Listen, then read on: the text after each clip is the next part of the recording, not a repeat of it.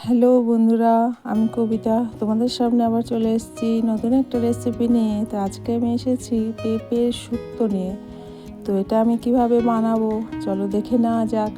পেঁপেগুলো আমি প্রথমে ভালো করে কেটে নিয়েছি, কেটে ধুয়ে এটাকে আমি সিদ্ধ করে নেব। প্রেসারে হোক বা এমনিতেও তোমরা বাটিতে সিদ্ধ করে নিতে পারো। তো আমি প্রথমে এটা সিদ্ধ করে নিয়েছি। আর নিয়েছি সামান্য পরিমাণে রাঁধুনি আর একটু আদা। এটা ভালো করে বেটে নিচ্ছি আমি শিলপাটায়, তোমরা মিক্সিতেও বেটে নিতে পারো।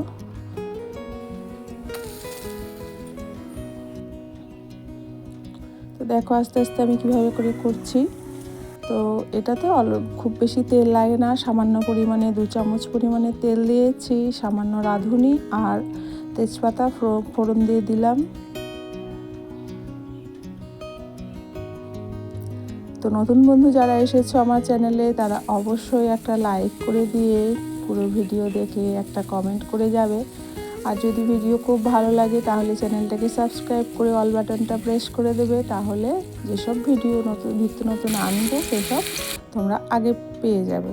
আর পুরাতন বন্ধু যারা আছো তাদের কাছেও আমার রিকোয়েস্ট, পুরো ভিডিও দেখে অবশ্যই একটা ভিডিও রিলেটেড কমেন্ট করে দেবে।